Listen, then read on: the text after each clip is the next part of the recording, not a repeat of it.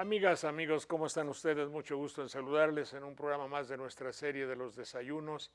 Desde luego también con un saludo para Estados Unidos, para TV Directo, creo que así se llama, Directo TV. Ahí ustedes le buscan en inglés, que está en el este, en el centro y en la hora del Pacífico. Y nuestros amigos que tenemos por ahí que se adhieren al programa. Este programa es un poco especial y tiene ciertas características. Generalmente iniciamos nuestra transmisión con el programa Sopa de Letras, que ya debe tener unos, no sé, así bajita la mano, como 40 años, ¿verdad? Esto quiere decir que en Sopa de Letras nos ocupábamos de las palabras, de su significado, del lenguaje y de la manera de comunicarnos. Y así ahí nos lo llevamos, y muchos intelectuales grandes estuvieron con nosotros. Dos de ellos están aquí, y se los agradezco y me da mucho gusto que así sea, porque ya es mucho tiempo. No digas los nombres. No digo los nombres, al ratito los voy a decir, pero lo que pasa es que vamos a decirles, señores, algo especial. Nosotros en Sopa de Letras estudiamos, él es un especialista de las palabras. Ahora, hay hechos que nos comunican mucho y que yo no puedo dilucidar, clarificar, entender exactamente lo que quieren decir. Y por eso los he convocado a ustedes, que no son estrictamente especialistas de la palabra, sino de la conducta, de la manera de ser. Y claro, como soy viejo, no me espanto, pero digo, oye, esto es diferente a lo que había hace 40 años, obvio. Por ejemplo, unas palabras que no sé exactamente lo que significan. Leí hace poco que el alcalde municipal de un pueblo del norte decía, 200 pesos al niño que me traiga una cabeza de perro callejero. ¿Qué significa? Y él presentaba su acción como un acto social de limpieza de la ciudad.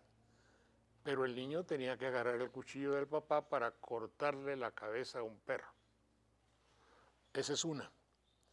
Leo, no ha mucho, 2, 3 semanas, se juega la ruleta en los antros del norte de la República, Monterrey o por ahí. Pues bueno, es un juego, es sexual. Pues sí, que se quitaban una media y qué tal. No, sí, pero ahora es un poquito diferente. Los jóvenes de 14, 15 años juegan a la ruleta y baila una pareja de ellos, y si se para la música es que la chica perdió y tiene que dejarse violar o hacer el amor, como usted le quiera llamar, pero delante de todos. ¿Qué significa? Pues es la ruleta sexual de la juventud nueva. Fue otro, como otra frase, joven alumno de la secundaria ahorca a su perro en un columpio y lo pone en las redes sociales, en el Twitter, para divertirse, y lo filma. Hay un anuncio del bullying y se ve todo como unos muchachos le caen encima a otro, lo rapan, llega el maestro, oye, ¿qué pasó? ¿Qué pasó? Y se van todos y combate usted el bullying. Pero no se dieron cuenta de algo, la chica más guapa de la clase lo estaba grabando, es decir, la televisión. Era importante el bullying, pero era muy importante que se supiese de él para que quedara el testimonio. Y eso nadie dijo nada. A la hora de desayunar siempre sale un anuncio de 2 minutos de uñas podridas y de señorita que se rasca los pies, seguramente les habrá tocado. ¿Qué quiere decir? Que yo tengo que acostumbrarme a mezclar la espiritualidad de la comida que me preparó mi mamá con cariño y la señorita de la televisión que ve las uñas podridas. ¿Cuál soy? El noble marido que va con sus hijos a comer, y la imagen de ahí, por ejemplo. Niña mata ciervo en la TV con una metralleta de dardos y lo festeja con su papá y su mamá. Sí, pero ¿qué edad tiene la niña? 7 años. ¿Y el ciervo? El ciervo es un hermosísimo animal de 7 puntas, de 80 kilos. y ellas se sienten orgullosas de haber matado un ciervo así. Hubo un secuestro, la eficiencia de la policía capturó la banda, sí, pero 4 parecería ser que eran maestros. Y así por lo consecuente, todo esto es un lenguaje, todo esto me habla de un país y no lo sé interpretar. ¿Usted sí sabe? Hemos invitado aquí, por ejemplo, en esta ocasión para nuestro programa de palabras y comunicaciones, no sé lo que deba yo llamarle, la doctora Fátima Bellido, psicoanalista y psicoterapeuta de niños y adolescentes, justamente, del Centro de Posgrado en el Instituto de Psicoanálisis de la Asociación Psicoanalítica Mexicana. Muchas gracias, doctora. Mi queridísimo amigo, el doctor Alfredo Jalife Rame, neuroendocrinología. ¿Qué tenemos dentro, verdad? Especialista en problemas de política europea, en sociología y destacado hombre de cultura en México. Gracias, Alfredo. Gracias. Mario Méndez, periodista, colaborador de Sopa de Letras desde hace mucho tiempo, directivo del Club de Periodistas, La Voz del Periodista. Gracias, Mario. Está César Garizurieta, maestro en Derecho de la UNAM, destacada personalidad dentro de las leyes, la historia de la política reciente de México, cronista del humor político. Muchas gracias que estás con nosotros. El doctor José Antonio Lara Peinado, reconocido psicoanalista, escritor de varios libros, expositor en numerosos congresos sobre salud mental y conferencista, además de escribir sobre la educación en México. Muchas gracias, doctor. El doctor Ernesto Lamoglia, reconocida personalidad en los medios de comunicación, paisano veracruzano, conocedor de la problemática de la salud física y psicológica del mexicano. Gracias, doctor. Mi querido Manuel Munguía, filólogo, especialista en letras, participante desde el inicio de Sopa de Letras. Ya les planteé, doctores, lo que quería yo saber, que ni mis amigos del público ni yo conocemos respecto a esas nuevas frases que acontecen y que no sabemos cómo interpretar. Quien quiera de ustedes decirme algo para iniciar. Bueno, se me ocurre que es el resultado ya desde 1982 para acá, más de 30 años, de estancamiento económico, de falta de desarrollo social y de todo tipo en el país. ¿Estancamiento económico, dices tú? Estancamiento económico, en las tasas de crecimiento de la economía desde 82 a la fecha, si acá se cuentan con los dedos de una mano los años en que ha habido una tasa equiparable a la que logró el país, sobre todo en los años 50 y 60. Entonces, de esto quiere decir que una población que debió hallar acomodo en una economía que se expandía, una economía formal que se expande, pues queda al margen y tiene que hallar abrigo en actividades que van de lo delincuencial a lo demencial, como tú señalas en algunos. Sí, estamos de acuerdo, casos. Mario. Hay un fenómeno y además la interpretación de una palabra o un calificativo que durante mucho tiempo se usó con la prensa. Se decía la prensa es el cuarto poder. No debemos olvidarnos que el uso del poder lo van a determinar los poderosos y obviamente con la necesidad ingente del aprovechamiento de esto. Cuando en el mundo empieza a difundirse las conductas masivas, agresivas, sobre todo, por ejemplo, de los pueblos opresores y conquistadores del siglo XX, es obvio que necesitaron una difusión de lo que pasaba en la circunstancia de pueblos ignorantes de la geopolítica. Aquí tenemos a un maestro de la geopolítica en esa época en México. Yo me acuerdo que alrededor de los 9 o 10 años de edad, viviendo yo en Orizaba, aparecen por primera vez los cuentos, entre comillas, los cuentecitos de Walt Disney y otros, y aparece un cuento que se llama El Halcón Negro.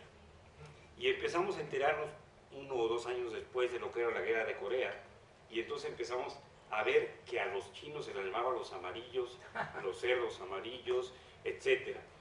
cuando evidentemente acababa de terminar una Segunda Guerra Mundial, en donde la información que teníamos había sido muy parcial, y de repente resulta que yo estaba enterado, yo era nieto de extranjeros, que la guerra la habían ganado los rusos, y en la información de un cuentecillo resultan ganadores, triunfadores y héroes de la Segunda Guerra los norteamericanos. Ese cambio de la información para destruir paradigmas y construir nuevos paradigmas ha sido una maniobra sensacional que hasta el día de hoy estamos viendo, porque desafortunadamente, y coincidiendo con el cuentecito, quiero decirles que yo no vi televisión en mi vida porque no había, pues hasta alrededor de los 14 o 15 años. Me acuerdo que mi papá me trajo aquí de casualidad el día que murió Jorge Negrete, y que había sido mi ídolo, y entonces estábamos cerca de Bellas Artes y había unos monitores. Ya había empezado la televisión en el 51, pero empieza a deformarse la imagen de la realidad con una intención clara, la mediatización. Y la mediatización que logra a través de la imagen de la violencia descartar en los seres humanos la posibilidad del uso del instinto de conservación para combatir lo que puede ser el miedo generalizado y natural. De esa manera se ha maniobrado sustancialmente para aniquilar cualquier tipo de respuesta social, y lo vamos a ver en este sexenio de una manera mucho más eficaz. Más o menos en 1970-72 aparece un libro sobre un comunicador que después fue colaborador de Fox por unos cuantos semanas, y él indicaba que en Japón, en esa época, un niño japonés veía 3 horas diarias de televisión. 3 horas diarias es la octava parte de un día. 3 horas, perdón, es la octava parte de un día. Lo que significaba, si hacíamos una regla de 3 simple, que al cumplir 8 años de edad un niño potencialmente podía haber estado viendo un año completo de su vida televisión.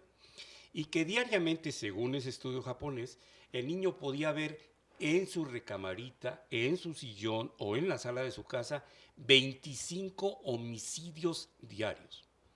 Cuando la violencia entra a mi recámara, cuando la violencia es natural, obviamente puede despertar muchas reacciones, pero básicamente 2.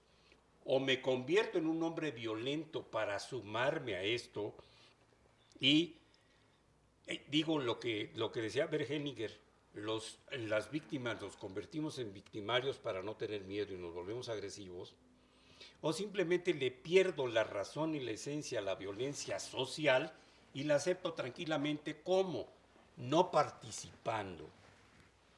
Decía un filólogo que el término idiote en griego significa no participar. Entonces, nos hemos convertido una fracción muy importante del público de cualquier televisora en idiotas. O sea, en idiotas, no participamos porque no sentimos que haya caso en participar. Y lo más grave de todo es que hemos dejado de leer. Si yo leo una columna, como puede hacer el maestro Alfredo Jalife, revisando la geopolítica, por ejemplo, del petróleo o del Medio Oriente, obviamente que mi condición humana de ser humano pensante todavía, mientras lo permite el alemán es el Alzheimer, no es... eso me va a dar una posibilidad de ubicarme en una realidad que puedo transmitir. Pero ¿cómo se la transmito a mis hijos o a mis 2 nietos cuando ellos empezaron su vida en un mundo donde los medios superaban a la razón, a los pensamientos, a la historia y a las ideas? Eso es. Volvemos en un minuto, por favor.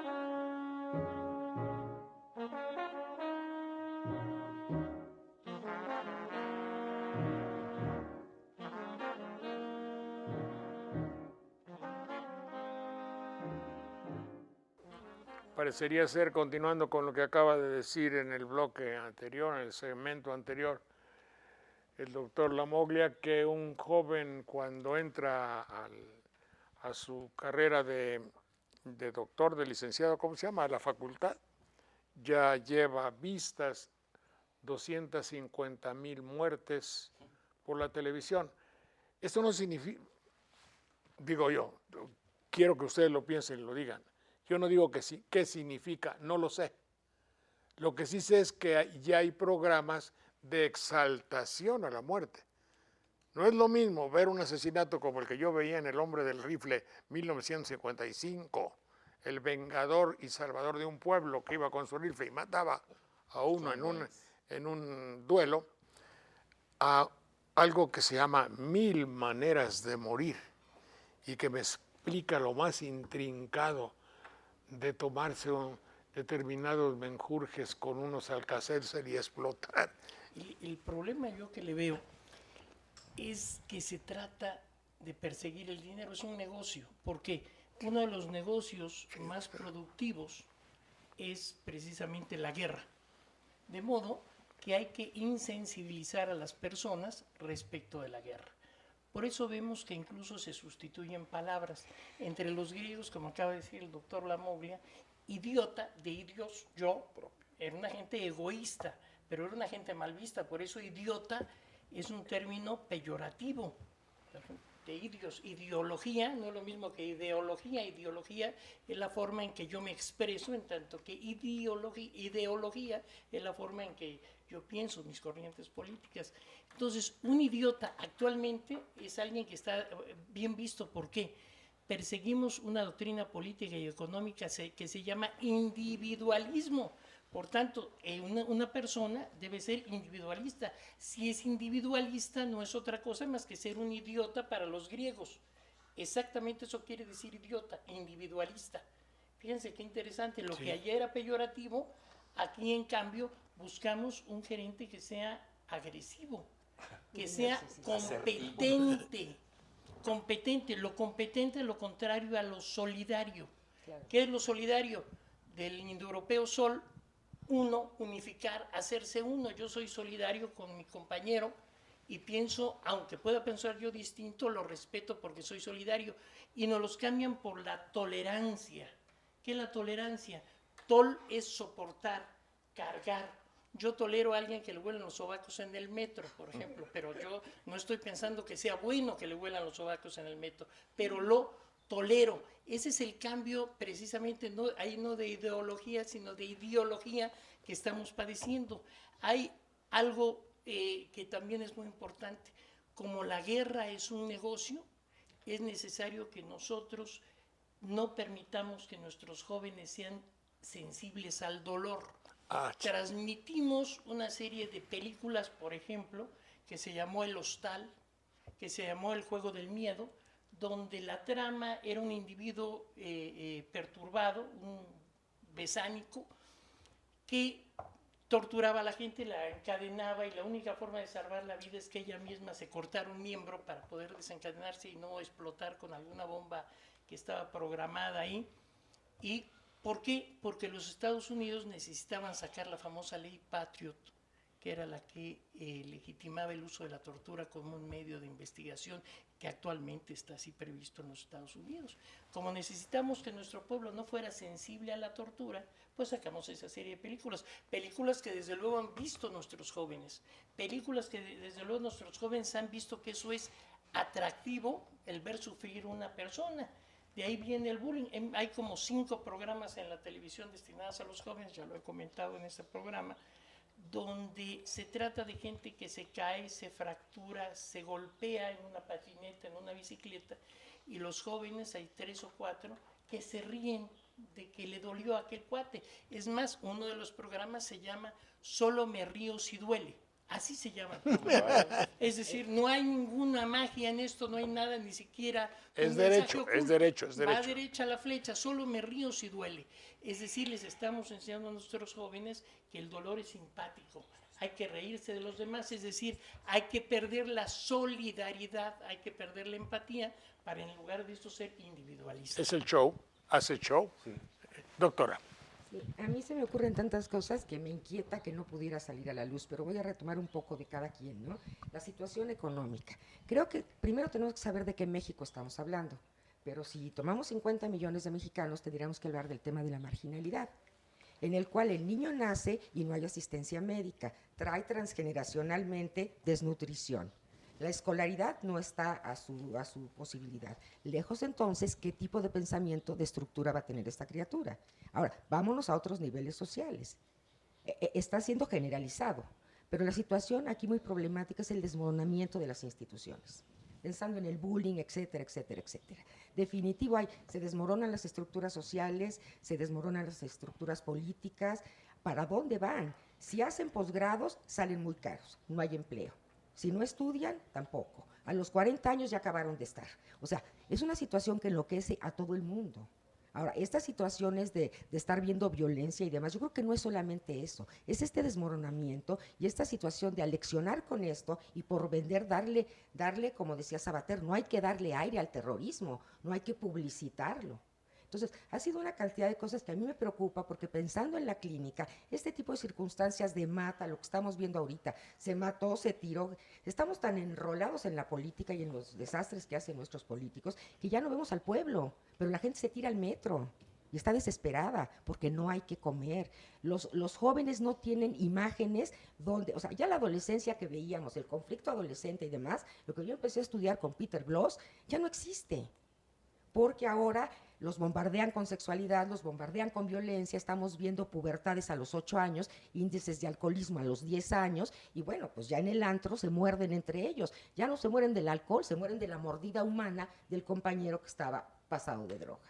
O sea, estamos viendo cosas que en la clínica particular nos inquietan. Niños de 5 y 6 años con sangrado de tubo digestivo, cosa que era insólita en la pediatría. Entonces, no quiero ser ni lista, pero es una situación preocupante. Ahora, yo traje ciertas citas porque creo que siempre es importante ver cosas. Y nuestra situación podría ser, si no podemos evitar tanto crimen, por lo menos evitémonos el crimen del silencio. Bertrand Russell. Y como esto, 50,000 cosas. La educación es otra situación. Estamos, y esto es Fondo Monetario Internacional, y lo peor es que nadie se entera, ni los padres de familia, ni las escuelas, es capacítalos como excelencia para el mercado de pacientes. Yo cuando digo mercado de pacientes es peluzno, no es un mercado, es una relación humanista. Pero si a los chicos les hemos quitado de los planes educativos ética, lógica, humanismo, etcétera, pues entonces se sienten cosas que tienen que producir mucho dinero. Entonces hay una situación tan compleja. Leamos a Lipovetsky y la cultura mundo. Sigmund Bauman está hablando del tiempo líquido, de esta problemática de que ni siquiera hay tiempo de elaborar un trauma porque todo es en tiempo real, entonces estamos indigestados y nos estamos psicotizando todo el mundo. Lo que uno ve en la consulta particular es verdaderamente preocupante y esos son los privilegiados, un cuánto por ciento de la población mínimo que puede ir a un proceso psicoterapéutico. Las escuelas que antes ayudaban a los chiquitos con problema neurológico en la SEP, que funcionaba muy bien educación especial, desaparecieron.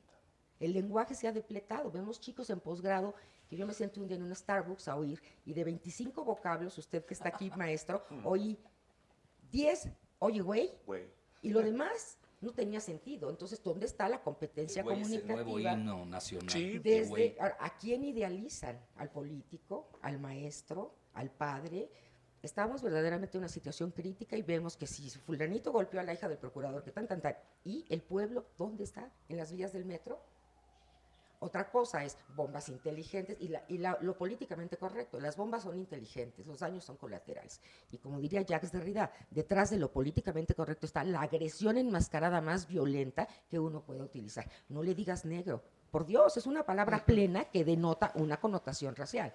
Pero sé hipócrita, y así tendrás votos, ¿no? Entonces, creo que verdaderamente hemos perdido la brújula. Humanismo y arte ya no se ven, y cerraría con Nietzsche, que decía, Tenemos que voltear al arte, palabras más o menos, y a la cultura para no morir de exceso de realidad. Pero nada de eso transmitimos. Eso es, doctora. Gracias. Jalife. Bueno, pues he escuchado, he aprendido mucho esta mañana con brillantes exposiciones que yo creo que valen la pena ser repensadas con mucho detenimiento. Y yo lo que estoy viendo, acabo de ver una película que me impactó mucho, para que vea, y eso no lo digo para decir que solo es México, no quiero salirme con el Mal de patrón, muchos. mal de muchos, exacto, ¿no? Acabo de ver una película que recomiendo, se llama El Topo, japonesa, está en la Cineteca todavía, es extraordinaria. Cómo Fukushima, el desastre de Fukushima, tiene un impacto en la sociedad japonesa, pero sobre todo en los jóvenes. Y el drama es sobre un joven y sobre jóvenes. Y ahí que estamos viendo, no es diferente a lo que tú describiste, Jorge, o a lo que viven los jóvenes de Estados Unidos, que entran con ametralladoras y matan en una epidemia de violencia inusitada. Bueno, yo aquí veo dos situaciones, esa es mi lectura, pero tampoco es algo, es más, en México todavía somos más decentes, lo puedo decir. El grado de locura que se ve en la película El Topo, buscando su identidad, los hombres dicen, ¿quién soy? Y mientras decía quién soy, andaba matando a puñaladas a medio mundo, ¿no? Yo creo que hay dos situaciones que tenemos que ver, una de ellas ya fue abordada. Hay un modelo que se impuso, que es el modelo neoliberal global, o mejor conocido como la desregulada globalización financierista, en la que dominan, y eso está muy bien estudiado, 13 banqueros, The 13 Banksters incluso les llaman, ¿no? Es un libro que saca Simon Johnson. ¿Gangster dijiste? No. Banksters. Banksters, así les llaman a los banqueros. Bueno, no, en inglés son The 13 Bankers. Obviamente, también ellos juegan con el lenguaje. Igual que tú sabes ahí, hoy como le llaman a la prensa de Estados Unidos, prostitutes. Pues sí, la prestigio. Prostitutes. Es decir, también los americanos. Sí, no te también, creas, están también, en digo, revuelta. es Y hay un mundial, Occupy Wall Street, y los jóvenes en el mundo entero están rebelándose, porque realmente este modelo se está cayendo, pero eso no les importa a los de arriba, en tanto cuanto este oligopolio o esta plutocracia, que eso es porque no hay democracia, es decir, un gobierno de unos cuantos multimillonarios, sigan controlando. Y en el momento que ya no sirve el control, pues se van a los medios militares clásicos del autoritarismo. Eso está muy bien pensado. Pero ellos van a seguir ganando, eso no hay que perderse vista. Entonces, tenemos que tener también esa visión. ¿Y cuál es, quién controla el modelo de la globalización financiera? Pues obviamente es Wall Street, y detrás de ellos está la máxima potencia militar, que es Estados Unidos, que tiene que tener muchas guerras, como el Moloch, donde le tienes que sacrificar vidas humanas para que siga perpetuándose el modelo, si no se les cae. ¿Y cuál es ese modelo? Pues las guerras. Tú ves Estados Unidos, el país que más guerras ha librado en toda la historia de la humanidad, en el siglo XX, ¿cuántas lleva?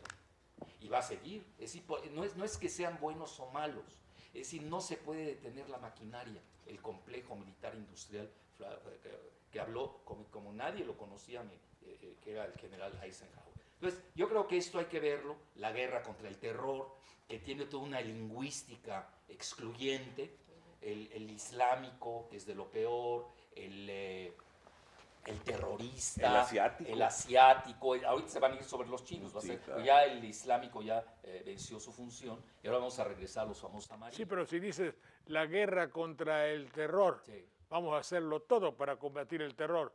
En realidad, lo único válido para combatir el terror sería no crear el terror. Bueno, entonces la palabra terror es lo que infunde el terror. Incluso hay una palabra que se llama en inglés la famosa deterrence, en cuestión nuclear, viene de deterrere, del latín, que significa disuadir por el terror.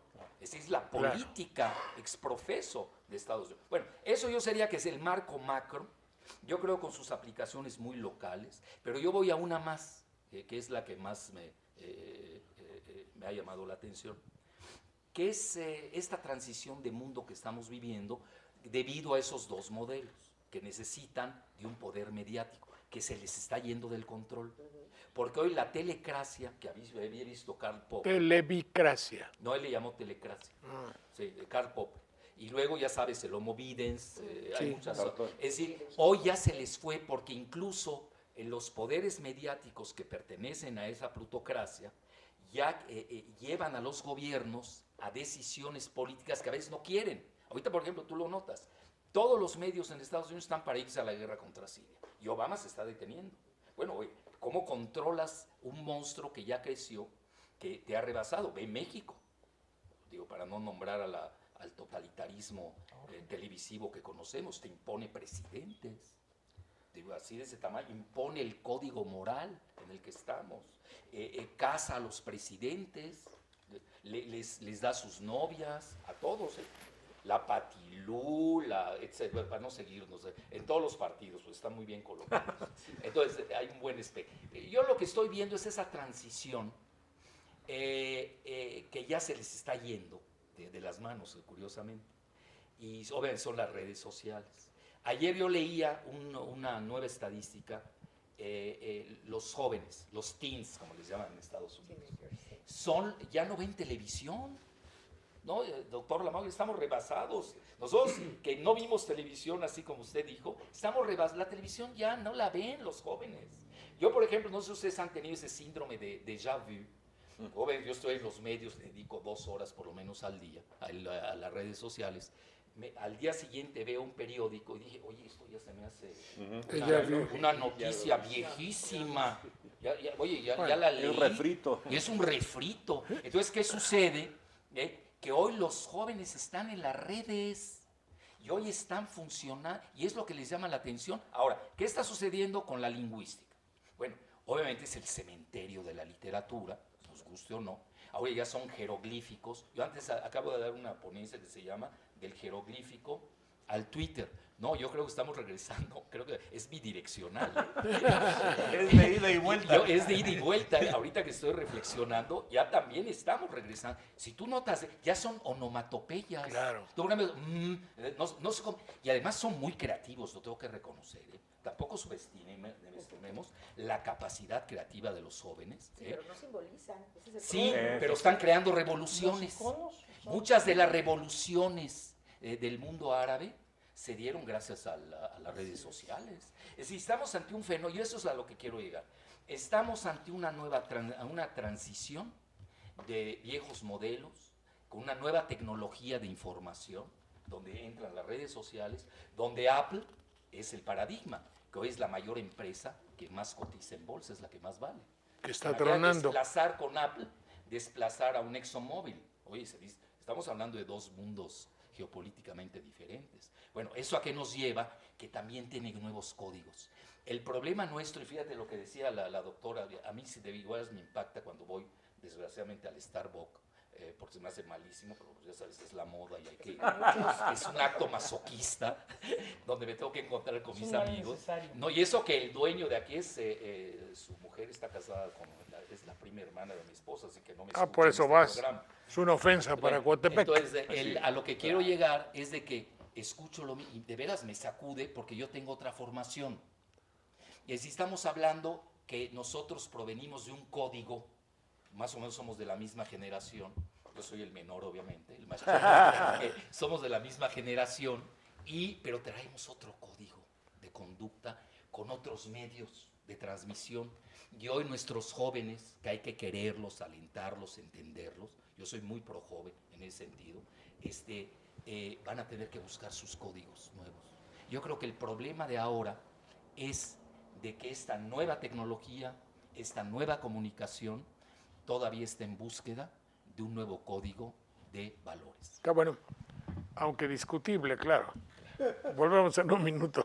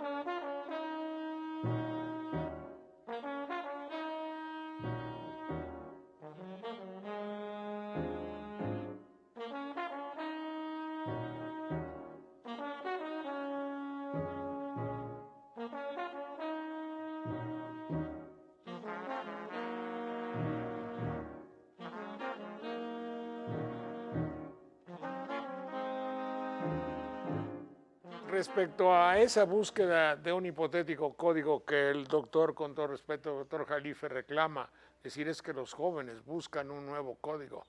Yo creo que lo que quieren es joder, en el buen sentido de la palabra, perdón. Es decir, es una creencia, ¿eh? No estoy casado Te vas con a la echar idea. encima a los jóvenes. Me preocupa mucho. No, lo que pasa es que sabes que no ¿Tienes estás en el valor? Twitter, perdón. No, me Oye, vale. Jorge, sabes que no estás en Twitter. Porque Mira, yo los he visto muy bien, los conozco. Fui uno de ellos hasta hace muy poco. No ha mucho tiempo. No ha mucho tiempo. Pero entonces veo en estos medios que ustedes siguen, aunque quizá los critiquen o no. Leo ahí accidentalmente en el, ¿cómo se llama? Google, ¿verdad? Y dice reggaetón. Quiero saber qué es. Bueno, dice los ejemplos de reggaetón y tal. Y aquí ponen como ejemplo a Lito McCassidy. Y dan su ejemplo respeto. Una de las características primordiales de este joven de 22 años es que en unas semanas tuvo 1.400.000 visitas. Ya lo dijimos en otro programa, pero ustedes, yo quisiera decirles cuál es la esencia de su mensaje y de su música monocorde, monotemática, es decir, no melodía, insistente, primitiva, rítmica, hipnótica, no sé si describa un movimiento que no tiene cambio en las notas. Y esa es otra faceta del deterioro deliberado del ambiente cultural. Por eso, Mario, pero no pensemos que tú ya lo estás calificando. Yo hasta el momento no he calificado. Bueno, no es por nada, pero ¿dónde están los compositores musicales? No, pues ¿Dónde esos están vetados. Está precisamente marginal. Están con Manzanero, marginalidad no más Manzanero. la marimba de No es Chiapas. más que el resultado de que ha aumentado, como que al país le ha salido un piso. ¿Está bien? Antes había un solo piso donde ocurría la vida política y cultural. Ahora hay un piso interior. Nunca donde- segundos pisos fueron buenos. Pero este fue para abajo. Para abajo. Sí, Subpiso. donde ocurre esta deterioro. de Mira, la te voy a voz, leer lo que dice este la cuate. poesía, la cultura y todo.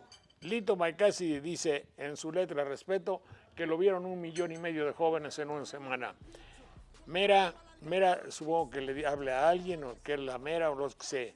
Mámenme el bicho con tu lengua y luego con tu lengua larga barro el piso.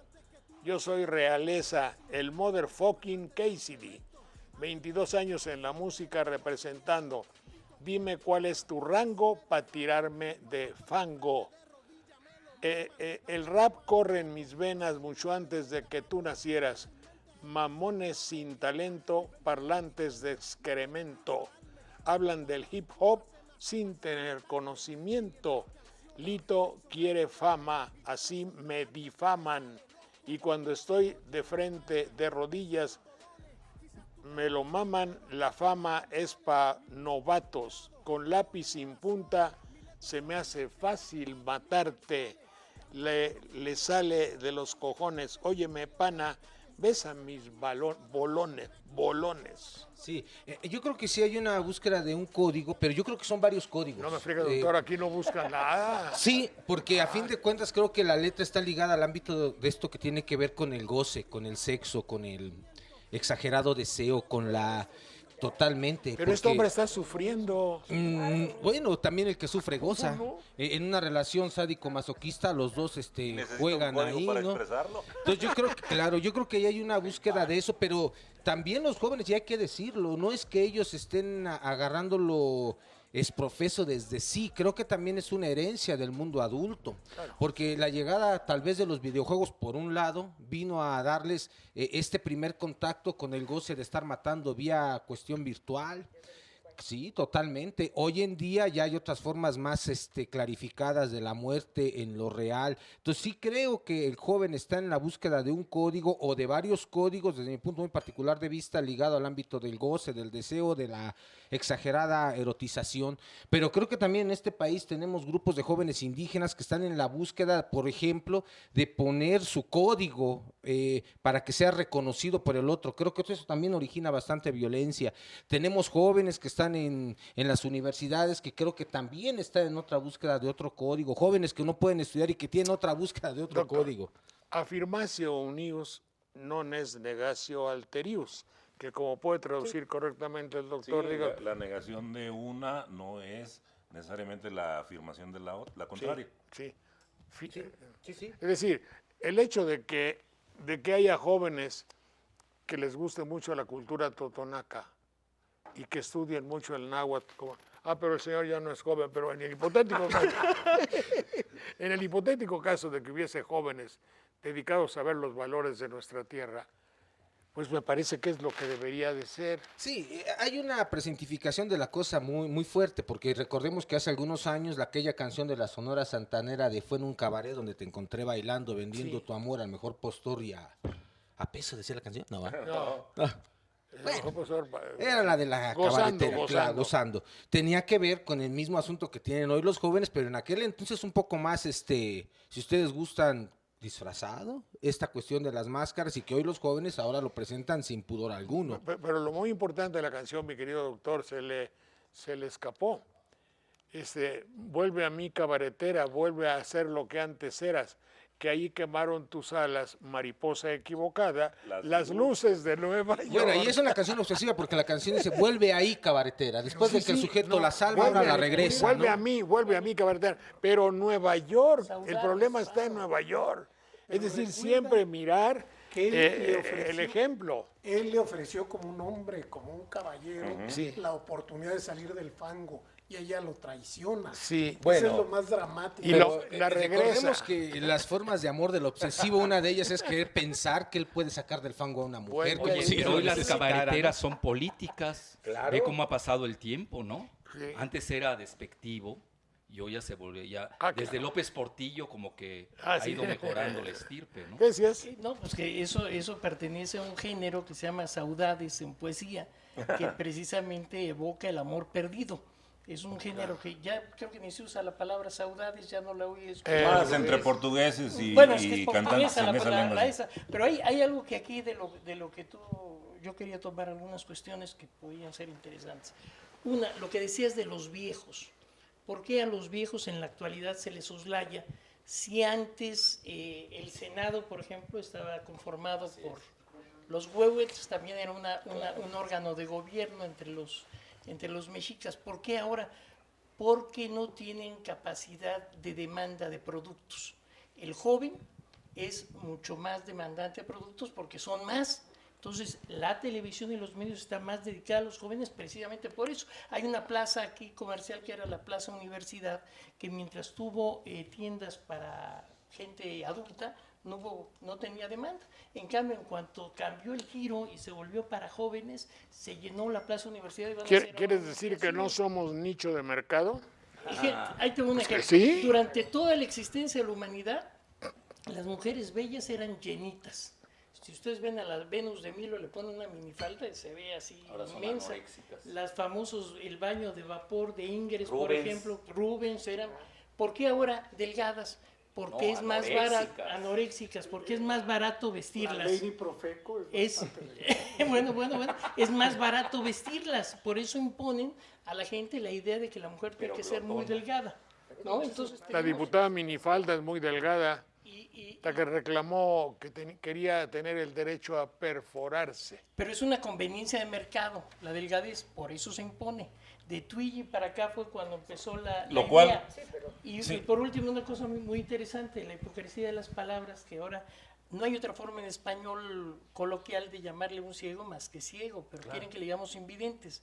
entonces vamos a decirle inaudente al sordo. Sí, y adultos locomotente en al plenitud a los viejos, porque suena feo, les suena feo viejo. Pero eso está ocurriendo, mas no quiere decir que sea el camino que nos va a conducir a la evolución. El doctor Jalife decía que el esquema bajo el que hemos querido globalizar, pero nada más de palabra, porque globalizamos los daños, no los beneficios, y a los sujetos los volvemos tribus. Entonces, eso va a conducir, y a quien, por ejemplo, crea que relanzar una estación de radio o de televisión solo para ese nicho de mercado, también le va a pasar lo mismo, porque eso no conduce necesariamente a la evolución. Pero hay algo que subyace económico ahí. Decía Financiero, económico no, porque abarcaría producción, distribución, yo circulación, creo que el consumo. económico, por una razón. Estamos actualmente el mejor negocio es la guerra. Por eso vemos que un programa de este tipo es difícil que se coloque, encuentre su nicho.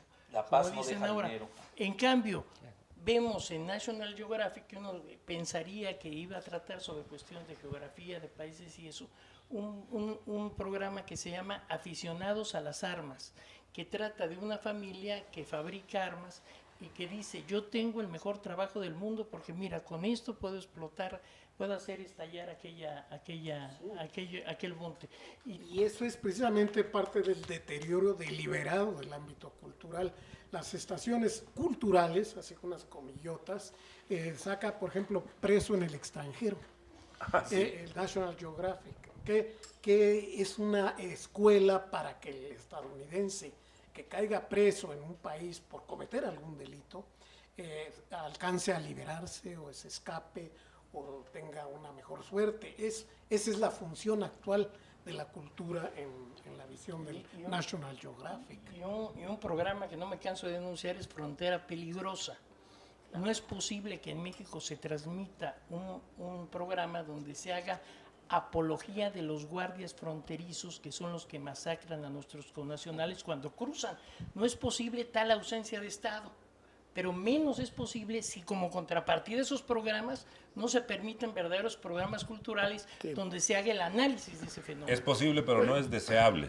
Sí, ¿qué te voy a decir? Es que ahorita que tú hablas de eso, no es posible. Yo me siento en la silla donde recibía los regaños, No hay problema. los regaños de mi patrón, el productor. Saldaña, ¿ya aprendió judo? No, señor, no me gusta. Pero el golf sí, ¿verdad? No, señor. Es que va a venir mucho comprador norteamericano y usted tiene que jugar golf y judo para cerrar el patrocinio de los programas cuando vaya a jugar fútbol y judo, golf y judo, por ejemplo. Es decir, y vinieron los norteamericanos y venían los norteamericanos para los negocios requeridos. Entonces, cuando un joven se confronta con una tendencia, verás que en ciertos círculos de los de nuestro oficio, perdón, de mi oficio, es bienvenido que un guardia mexicano sea el más perro, así le llaman, contra un bracero mexicano. Si no hay problema.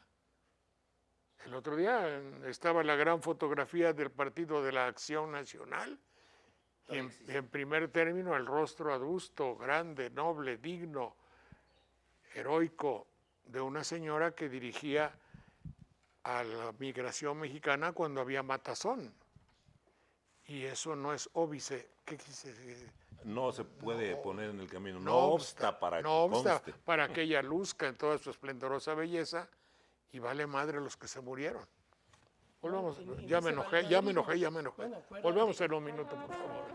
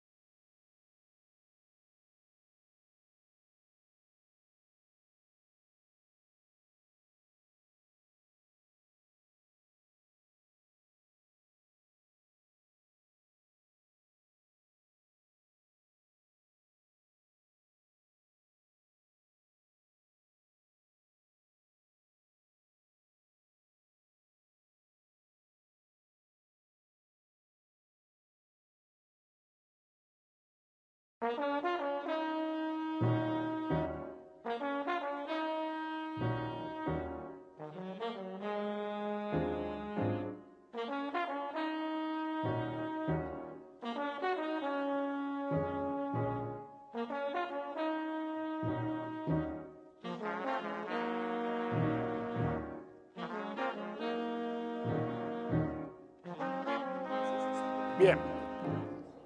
Doctora, por favor, Fátima Bellido, sea usted tan amable respecto a lo que decíamos del lenguaje de los jóvenes, que yo lo veo no como un proyecto de nueva comunicación, sino como una entidad herida que protesta con lo que dice.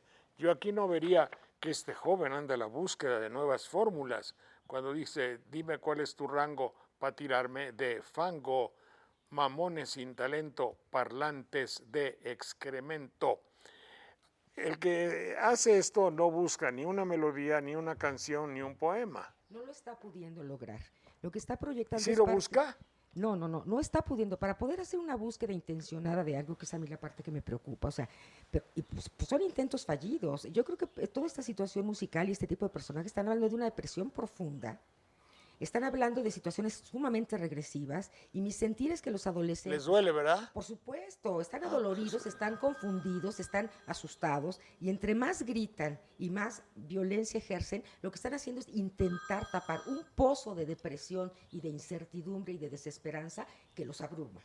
Entonces la defensa, como un flotador para el que empiezan a dar, es gritar, despotricar, aunque parte de ese mensaje tenga razón, pero ya se desborda y están entrando entonces en una situación regresivante, en la que todas estas, incluso las palabras usadas, digo, es una prueba proyectiva, excremento, etcétera, toda una situación regresiva brutal. Por eso los crímenes ahora son tan descarnados. Y en esta situación que hablábamos de este goce que ya está en el imaginario desorganizado, la sexualidad se está convirtiendo en una situación, me recuerda a la película del Imperio de los Sentidos. El placer solo lo logra cuando hace la castración real del varón, y ella terminará muriendo, porque ya no hay un dique.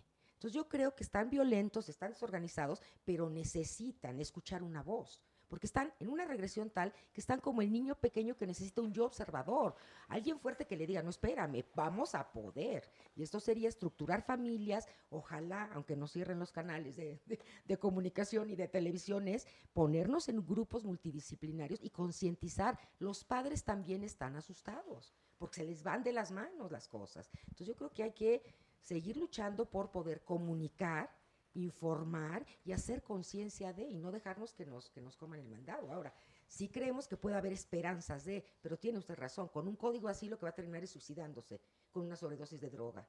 Claro. Definitivamente. Como el niño que dice, no, pues no quiero a la novia, se dio la vuelta, ya no te va a molestar, se tiró al metro ayer eso hace unos días. Lo que pasa es que a lo mejor no fue la novia fue el detonador de una serie de desgracias terribles. Tan contradictorio como el que dice ahora, para que se chinguen, no como. No, pues claro. Sí. ¿Quién se chinga? No, y el alcohólico que me decía, doctor, eso fue cierto, que decía, no, yo ya soy grande, yo estoy inconforme, vengo a ver al psicoanalista porque en mi casa me quieren mandar. ¿Quiénes son ustedes para decirme que ya no tome? A ver, y seguía chupando. Adelante. Yo quiero regresarme un poco en el tiempo y hacer un comentario a algo que afirmó la doctora en su primera participación, cuando habla del deterioro de las estructuras en México. Yo siento que muchas estructuras, desde el punto de vista teórico y de su planeación y de su funcionalidad, de su operancia, están bien. Pero ¿quiénes son los hombres que dirigen esas estructuras? Y tenemos temor a hablar de eso. Porque si ponemos a un idiota, en términos de no participar, al frente de una estructura de poder, pues los resultados son obvios. Entonces, yo creo que no son las estructuras del país las que están mal, sino que los idiotas que han tenido la posibilidad de elegir a otro idiota más idiota, valga las redundancias, obviamente no han tomado en consideración más que la imagen de un sujeto sin tomar en consecuencia, o sin tomar en consideración, perdón, las características, la habilidad, la posibilidad, la inteligencia, la capacidad, y desconocen inclusive lo que es la terminología con la que mencionamos a nuestros gobernantes, el mandatario, Aquí los filólogos le van a explicar al público esto. Y nosotros los mandantes del mandatario hemos hecho y soslayado totalmente nuestro rol participativo y llevamos años diciendo, no me gusta meterme en política. O bien, las personas como yo que recibimos todos los días recomendaciones familiares, amistosas o del tipo que sea, para decirnos que no nos metamos en política, sin siquiera conocer lo que significa el término político. ¿Y qué hemos hecho? Durante muchísimos años y muchos sexenios, le hemos dejado el ejercicio de la política a los políticos profesionales, cualquier cosa que signifique eso, en lugar de hacer la política nosotros y tomarla en nuestras manos. Ese es el código real que están teniendo en la actualidad los jóvenes pensantes. Y obviamente los jóvenes que tienen acceso a algunos medios como el Twitter, que hemos señalado en múltiples ocasiones en este momento. Pero yo creo que las estructuras en términos generales están bien, no están tan mal. Están sujetas a revisión, aunque tengamos una Cámara de Diputados también de idiotas, en el sentido de no participar. No es un pleonasmo, doctor. Sí, es un pleonasmo. Pero la realidad es que los jóvenes están empezando a descubrir que la acción política, aunque no sea una marcha, aunque no sea una pancarta, aunque no sea desnudarse y enseñar la nalga o la chichi, también se puede hacer a través de la palabra. Y que si Vladimir Ilich estuvo haciendo Pravda en París muchos años antes de llegar a ejercer la actividad y el poder en la Revolución Rusa, bueno, se puede escribir al principio, se debe hacer, se puede hacer. Y muchos de los grandes políticos en el siglo XIX y parte del siglo XX empezaron por ser escritores de la idea, de la filosofía, y eso es lo que están tratando de retomar. Yo no siento que esto tenga ningún código de nada. A mí me parece simplemente una forma comercializada de la cacofonía o de la coprolalia para explotarla como se explota. Yo me acuerdo, hay una época que los niños hablan de caca y de pedo todo el tiempo. Alguna vez que íbamos en Orizaba Tuspango con mi hijito y mis sobrinas, iban a las carcajadas porque todo lo que decían tenían que ver con caca y con pedo. Bueno, la coprolalia puede ser un elemento de muchas naturalezas, pero no creo que estén buscando un código de nada. El código lo están buscando efectivamente los que ahora a través de los medios accesibles a todos, están por primera vez en decenios en nuestro país haciendo política y no están señalando a las estructuras, están señalando a los poderosos y lo más maravilloso de todo, a los voceros de los poderosos. Cuando el intelectual orgánico es exhibido, desnudado y encuerado por los verdaderos pensadores, entonces el joven empieza a notar por qué su padre es un ignorante, es un ignaro de la política y la sociología, porque no pudo oír más que a Jacobo o Jabobo, como le decíamos, y a Bobita, a pesar de que los premien ahora, ¿verdad? Pero el día de hoy, ese es el verdadero código. No sé si nos preguntáramos si esto sirve para que se comuniquen los jóvenes, no sé si podríamos darle el matiz de código, solo lo pongo como discusión. Como posibilidad. Porque a partir de esto, por supuesto que hay jóvenes que forman, si ustedes gustan, colectivos, grupos, espacios, en donde lo que predomina es este tipo de lenguaje. DG. Entonces, ¿Cómo se llama? no sé si pudiéramos ponerlo ahí en la mesa para discutirlo, si es código o no lo es, si a partir de esto la gente o muchos jóvenes se comunican. Ahora, 1.400.000 en una semana, yo creo que sí alcanza a tener poder de comunicación o de intercomunicación o de mensaje, si no le gusta, doctor, llamarle código. claro, de que algo dice, yo creo que algo dice. Mire, yo le voy a poner un ejemplo, Jorge, y a los compañeros de la mesa. Hace muchos años, yo trabajaba con Mario Moya Palencia en prevención y readaptación social, la remodelación de las cárceles del país, el uso de sustancias, creamos los primeros centros de asistencia para farmacodependientes, etc. Y ya no siendo Mario candidato, porque había entrado este señor de las hermanas y la mamita, me dijo que había que ir a la campaña a Cozumel porque iban a haber una reunión de jóvenes y supuestamente yo era un experto en jóvenes. En esa época yo era muchachito de 34 años, una cosa así. Me acuerdo que me fui en el avión y allá me encontré con Manuel Jiménez Guzmán, un destacado muchacho priista en esa época y un destacado masón todavía. Y estuvimos sentados ahí platicando y todo versó con que ¿por qué fueron los muchachos, por qué fueron los jóvenes mexicanos a Vándaro? Y era una discusión así como muy sesuda. Pues simplemente fueron porque los llamaron, porque el dueño de Automex, que era uno de los Azcárraga, invitó a través del Canal 2 a que fueran a hacer su parodia o su imitación o lo que sea del otro festival gringo. Fueron a ver a una encuerada que se tiraba a quemar mota y a oír un muy mal rock mexicano. Bueno, pero esa fue la discusión. Entonces yo les decía, y se lo dije al señor que después fue presidente, ¿por qué fueron? Pues porque los llamaron. Entonces había un vocero, Jabobo Saludowski, había un vocero que llamaba, que expresaba y que decía todo el tiempo lo que se tenía que decir, y las masas populares, mientras más ignorantes eran, pues más lo seguían. Claro. Jacobo fue el cura del pueblo al que seguían las beatas y así lo siguieron mucho tiempo. Sí. ¿Qué se enriqueció? No se enriqueció en un sentido como se enriquece y engorda el cura y fornica con todas las señoras casadas del pueblo, pero se enriquecieron otros. Y lo que se fue enriqueciendo es la necesidad de los seres humanos de la indolencia y del no pensar. Bueno, no sé Ahora, perdón. a ver, Continúe, doctor. Perdón. entonces, Ya soy el ¿qué moderador. es lo que estuvo pasando? Pues se les ha manejado para que hagan lo que se les pegue la gana. Sí, Van sí. a vender refrigeradores a los pero- esquimales o vacinicas perdón. a los dueños de un... Mi querido doctor, estás pasando por encima de algo que me hiere fundamentalmente, es decir, fue uno de los principales momentos culminantes del dominio de nuestro medio. En Avándaro, la televisión, como con Miguel Alemán se estableció la corrupción como... ¿Con Miguel o con Miguelito? No, con Miguel. Con Miguel.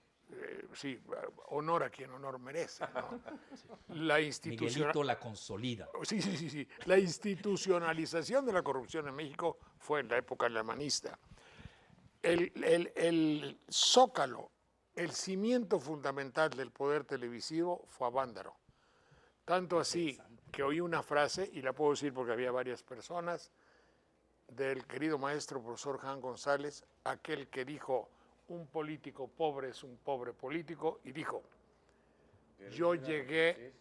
No, es de, perdón, no, la frase es de Carlos A. Madrazo. Pero la Cuando repitió la aquel. repitió, sí. Dice, Los dos Carlos. dice el maestro Jan González, yo llegué esa noche como exgobernador, ya lo habían tronado, al programa de Jacob. Después del programa, nótese que yo no le digo Jacobo como tú le dices. Porque así yo le digo decíamos, Jacobo. Está bien, hoy ya es Jacobo, yo ya es refiero, premio hoy ya se- Nobel, hoy- es nuclear. hoy ya se volvió bueno. Ya. ¿No te acuerdas? Dijo La Jan. Erika Wexler gritando en un sí, baño. sí. Es El nuclear, único. Inventan hasta bombas. Sí. Espérate, Es que era coño, yucateca. no puedo terminar. El único, bueno, dijo Jan González, llegué al programa de Jacobo siendo un exgobernador y salí del programa siendo nuevamente el gobernador. Joder. Gracias Ese es a poder. Avándaro. En cuanto Sí, a los sí, códigos, a propósito de Avándaro. ¿Puedo? sí, Espérate, doctor. 2 puntos. ahora se esperan porque ahorita vamos a cortar y ahorita mismo sigues, doctor.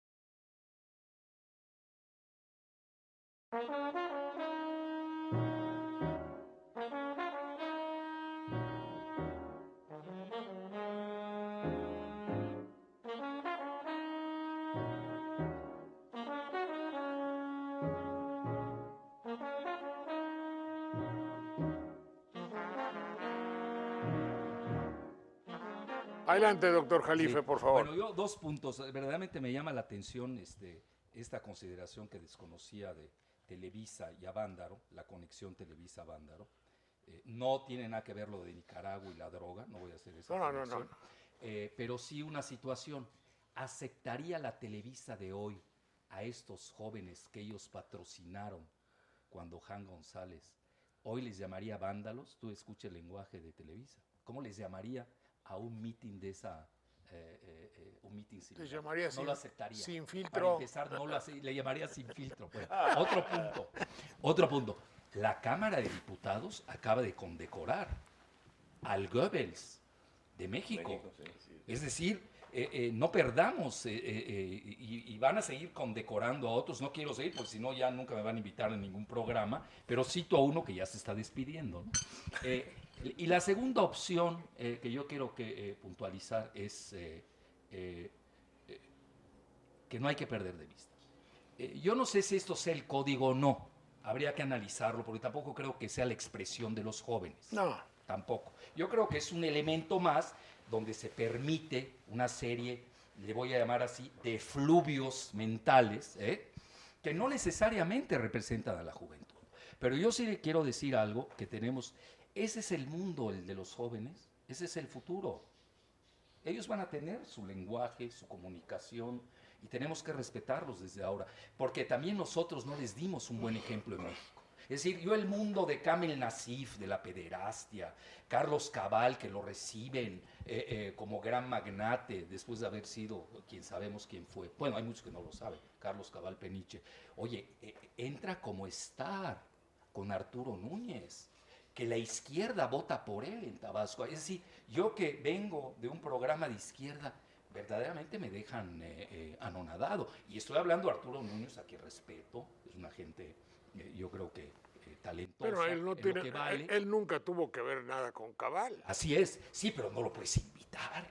Es decir, porque la izquierda tiene un nuevo lenguaje, la verdadera izquierda, ¿no? Anticorrupción, es decir, también hay una incongruencia de los grandes. Y aquí los jóvenes ya no entienden tampoco la cacofonía de los mayores. Y al punto final, es decir, nosotros no hemos sido ejemplares para que estos jóvenes Quiere decir- sigan nuestros códigos, por favor, No, que no no. respetamos. Que no jodan. Y por último, ¿qué está sucediendo en Estados Unidos donde tenemos que ver la verdadera evolución de los medios electrónicos? Es muy interesante que no se ha seguido mucho al pie de la... Yo me he dedicado mucho a esa investigación. Han tenido dos enmiendas, se han caído pero van a acabar sentándose. Una se llama SOPA, obviamente por las siglas que representan, y la otra se llama CESPA, que es el control ya de los medios electrónicos y la gobernación a través de los medios electrónicos por la banca. Ese es el mundo que viene, y la gran censura a cierto tipo de expresiones de los jóvenes, que obviamente les va a molestar, porque rompen con el orden establecido y con el modelo neoliberal. ¿Qué pasó con Occupy Wall Street o Ocupa Wall Street? ¿Quién sabe? Ya desapareció. Sí. Lo diluyeron. Hay que reconocer también su capacidad de destrucción. ¿Qué pasó con el movimiento Yo Soy 132? Fue infiltrado No por sé. agentes de Sí. Televisa, no es broma, agentes de Televisa que están en el ITAM y que hoy tienen su programa de televisión. Para dejarlos sin filtro. Para dejarlos sin filtro, exactamente. Entonces yo creo que no hay que perder eso. Estamos en un mundo, me gusta lo del mundo fluido, está muy fluido el mundo. Es un mundo de transición tecnológica que obviamente también conlleva su propio código. Bueno, pero a ver, algo aquí que sí amerita la pregunta. ¿Qué hacen los hombres que tienen que ver con la conducta, que tienen que ver con la psicología, con el hecho de establecer normas para que sepamos dirigirnos bien, los que tienen que dar quizá un diagnóstico, doctor? Bueno, creo que hasta ahí ha impactado esta cuestión económica. Ahora hay una mercantilización del asunto terapéutico. Hoy en día creo que hay una especie, desde mi punto muy particular de vista, de sujetos que pueden tener 5 o 6, entre comillas, cuestiones alternativas para curar el alma, como se le decía antiguamente. Yo creo que eso ha venido a golpear mucho. Desde mi punto muy particular de vista también, trabajando en un psiquiátrico, etcétera, creo que el abuso del fármaco para querer resolver todos los problemas del alma, creo que es entrar a esta vorágine como otra vez Prozac. del consumo. Por supuesto, Alex, Ketafil, etcétera, uno pudiera retomar muchísimos, ¿no? Desde el espacio clínico creo que habría que hacer la denuncia. No estoy diciendo que la neurofarmacobiología no tenga nada que ver, uno también es médico y creo que tiene uno esa lectura, pero creo que también habría que ver que hoy en día todo se quiere resolver de manera práctica. Entonces, para cerrar mi comentario, creo que en el asunto del tratamiento del alma, a mí me gusta mucho esa parte antigua, de lo que hacían y los analistas antiguos a uno. Creo que hoy en día se ha pervertido en aras del asunto económico comercial, en aras de vender el hongo michoacán untado en la panza para poder dormir todas las noches. Creo que se ha convertido en una especie de nueva panacea para querer resolver los problemas del alma. Y yo quiero nada más señalar que esto es un ejemplo de una mala imitación de lo que es el rap de los negros en Estados Unidos. Surge por una condición social muy especial, distintiva de allá, que ha llevado nada menos que a elegir a un presidente negro en Estados Unidos. Pero aquí es una emulación absurda, ya que los problemas que se están presentando aquí no pueden homologarse al problema de los guetos y de la discriminación contra los negros. Lo único que imitan es el lenguaje chocante, absurdo, que aquí carece totalmente de contenido social. Sí, porque el código se genera entre una comunidad de hablantes de manera, digamos, por un proceso natural. Pero si es inducido así como esto, hay que dudar exactamente que sea un código, sino más bien el producto de una manipulación. Mercantil. Dice el doctor que si soportarán los señores de la televisión hoy a los jóvenes de Avándaro, ya les hicieron sus nuevos rediles, ya no necesitan que vayan tan lejos. No, Ya pero, tienen la Ciudad de perdóname. Sí, Acaban de convocar a la procesión de zombies y tuvieron 29,000 asistentes. Sí, han cambiado entonces de objetivos. Los para estadios, sus ¿cómo están los estadios? Se pelean por adquirir boletos para un encuentro de fútbol. Se van en la noche a pernoctar para tener un buen lugar y el boleto ya no vale 200 pesos, ya vale 1,000. Pero además no es el boleto, es el boleto anterior el que venden, porque solo te venden boletos si demuestras que has comprado un boleto para un partido. Si eres anterior. cliente frecuente. Y ese boleto se vende en 500 pesos, un boleto que no sirve para nada, es el talón de que alguien alguna vez compró un boleto ahí. ¿Querías decir algo? Bueno, yo quería decir ahorita que mencionaste el término zombies. Fíjate cómo ha pasado la forma de violencia inducida por los medios. Ya no se trata nada más de un niño esté jugando a ver quién mata a más, porque ahora los juegos no son correr, jugar a las canicas, jugar al valero, trepar al cerro, a los árboles. Ya, el juego es con los pulgares. Sí.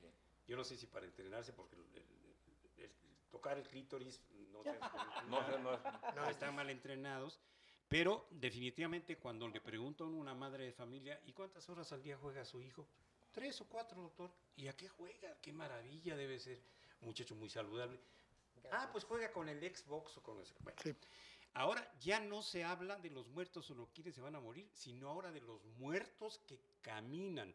Y curiosamente en Alcohólicos Anónimos, a muchos compañeros que están en la actividad alcohólica o son borrachos secos y no han tomado un programa de recuperación, nosotros les decimos así los zombies, ¿sí? Porque son muertos que caminan. Entonces ahora el interés está en los muertos que caminan y en los vampiros. Porque ese tipo de necrofilia también está permeando no solamente en la visión del joven cuando se quiere, entre comillas, distraer, sino además leer volúmenes que abarcan estos 3 libros del maestro para ver qué hicieron entre sí grupos de vampiros. Entonces, todas estas maniobras nos tienen que preocupar porque decían, ¿qué hemos hecho como generación? Decía el maestro Jalife. Bueno, hablo de mi caso personal, por favor, no es narcisismo ni nada, Pero yo pasé 28 años en la radio tratando de difundir mensajes de salud mental. Simples, sencillos, accesibles, que le proporcionaron a un grupo del público una idea más o menos clara de lo que era autoestima, de lo que era seguridad en sí mismo, de lo que era la misoginia, la violencia intrafamiliar, etc. ¿Sí? Incluso muchas personas aprendieron a describir lo que sentían. ¿Qué pasa? Que una vez cumplida una misión o tener una actividad, definitivamente lo que pasa es que te van a eliminar. Aquel que trata de enseñar o de educar o de recuperar o rescatar cultura, formación, educación, tiene que ser eliminado por el sistema. No sirve. Entonces, los que intentamos hacerlo, y usted lo hace todos los días, y usted, maestra, también, y todos los que estamos aquí, intentamos, y en programas como este, transmitir algo, pues vamos a tener que ser proscritos, eliminados, o simplemente estar en el ostracismo. Eso es algo que a mí me parece importantísimo. ¿Por qué esto se difunde? ¿Y por qué, por decir algo, yo tengo un alumno que es un extraordinario poeta que no puede encontrar ningún medio que lo difunda? Pero ¿por qué esto sí es posible? Una de las cosas que debemos de dejar en claro... ¿Compran el disco? No, porque yo creo que también podrían comprar la poesía. Es decir, se puede vender tanto esto como una canción bien hecha. Nosotros en el siglo pasado se hizo Bésame Mucho, que sin duda es una de las canciones más difundidas en el mundo. La cantaron desde los Beatles. Sí, está bien. Entonces, ¿por qué ahora esto es lo que se está difundiendo? Hay un plan, desde luego, a que nosotros aceptemos los valores que vienen de otros países. Para eso es, porque la canción que hacemos en México no le representa dinero a los imperios económicos de otros países. En cambio, si nosotros esto es una porquería, pero la vamos a comprar, esta porquería le produce dinero a quienes tienen dinero, a quienes tienen el capital en otros países. Ese es el gran problema. Por eso actualmente vemos que en los medios de comunicación hay una ausencia absoluta de la difusión de quiénes son los héroes nacionales. A mí me encantaría que le preguntara quien esté viendo este programa a sus hijos quiénes fueron, que le digan 5 héroes de la Revolución Mexicana. Yo estoy seguro que están absolutamente imposibilitados los jóvenes de saberlo. Pero eso tiene una razón de ser también económica o financiera, como dices tú, que es precisamente el que nuestros jóvenes consuman lo que viene de fuera, no consumen lo que viene de aquí. Nosotros en una época hicimos música tan culta que actualmente se puede oír en cualquier parte de Europa. Por eso es algo que también es trascendente. La generación anterior sí produjo en México. Eso es muy importante. Los mexicanos sí podemos producir una gran cultura. A ver, espérame, Eso es muy doctor. importante. Yo creo que Mi querido César, el asunto aquí parecería ser que todos le estamos echando la culpa a un proyecto, a una estrategia, a un Big Brother, como diríamos a propósito de esto, que quiere que solamente seamos entidades productivas, zombies, reggaetoneros del fango, en este caso de fango y excremento, y que produzcamos dinero en aras de una cultura, unas imágenes, un modelo norteamericano de rock malo, como decías tú, de Avándaro, y que de ahí para acá el mexicano ha renunciado a su país. Hemos renunciado a nuestro país, me pregunto, ¿estaremos tan jodidos que ya a los jóvenes les dé vergüenza ser mexicanos, para ponerlo en claro? Yo creo que es que van desconociendo qué es ser mexicano. Retomando lo que comentabas, aquí hay una situación, si manipulamos de mala fe los programas de historia, que además las raíces y nuestros orígenes es lo que nos sostiene, vemos otras cosas muy diferentes en comunidades que no están contaminadas. Uno ve a los jovencitos diciendo, con permiso, en Tetela del Volcán. Buenos días, señora, ¿cómo le va? Buenos días, Sí, ¿cómo sí, le va? Entonces, si les borramos los capítulos de historia, y por supuesto que no saben que los héroes, que esto y lo otro, entonces, tal como se dice en la historia, si no recordamos, estamos condenados a repetir. Porque nos están borrando la historia, porque nos están cambiando y quitando héroes y demás, porque seremos más manipulables. Si recordáramos y pudiéramos evocar la historia y enorgullecernos del país, sería otra película. Y otra cosa, otro enemigo terrible, que también tiene que ver con la economía, retomando tu comentario, es la industria farmacéutica. Sí. Por supuesto que un paciente bien diagnosticado por un buen psiquiatra requiere un psicofármaco, pero que estén pasando psicofármacos, porque esa es la situación, y ahora compitiendo. Yo sé que una resonancia magnética, por supuesto que tiene, usted lo estaba comentando, cuando hay un diagnóstico preciso y una intervención, pero que ahora salga un espectacular diciendo que esa es la verdadera interpretación de los sueños, que Freud no decía nada, y que la SEP nos diga en las maestrías que ya no retomemos a Freud, porque tenemos que leer modernidades de 4 años para adelante. Entonces, pues quememos las bibliotecas, ¿no? Pues, ¿no? Adelante, doctor.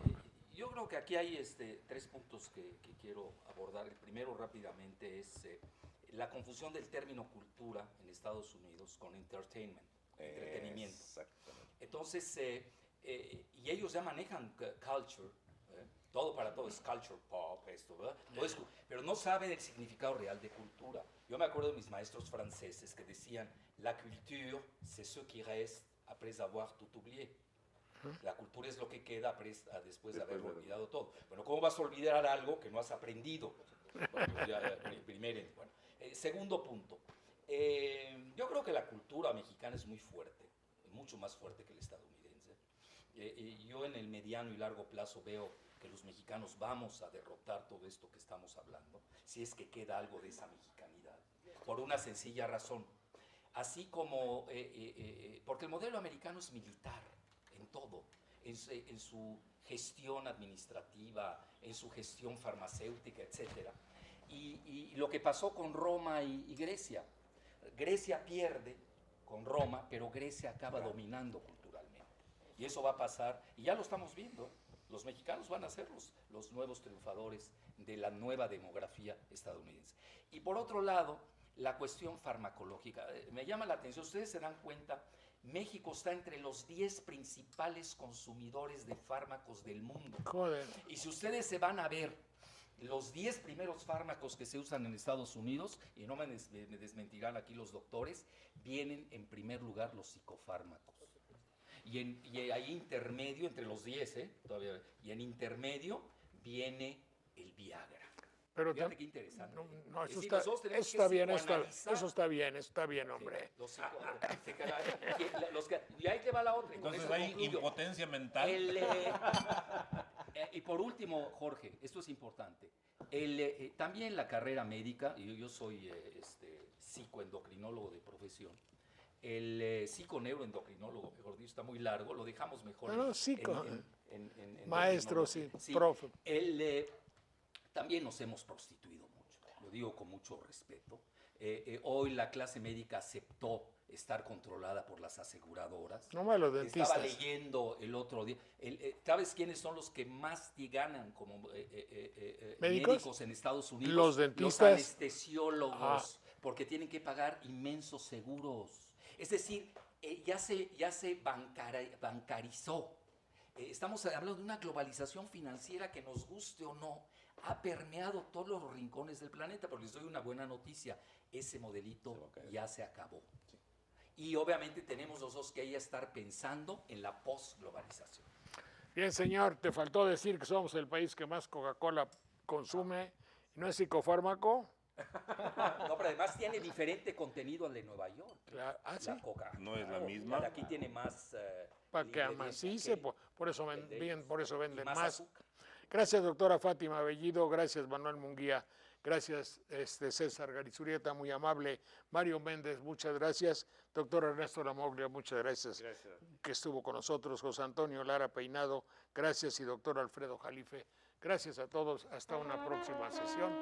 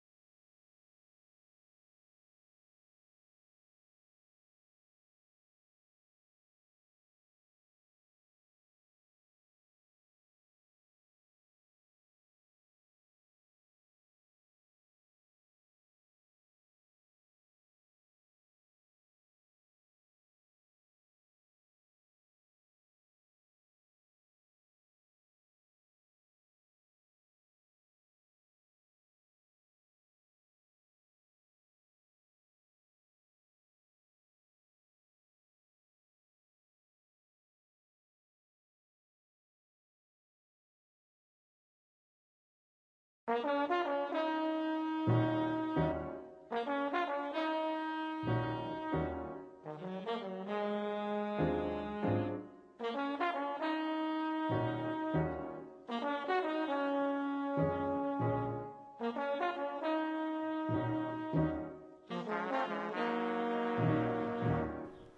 nosotros quisiéramos invitarles a que vieran nuestros programas porque tienen una finalidad un poco especial, no común en el panorama y en las programaciones que hay de la televisión en México. Nos preocupamos por la manera de hablar, nos preocupamos por el significado de las palabras y tenemos mucho interés en que usted no pierda su posibilidad de decir todo lo que piensa y que su boca traduzca lo que su cerebro piense. Para eso tiene que pensar el cerebro, si no, no traduce ni maíz, como dicen en banderilla.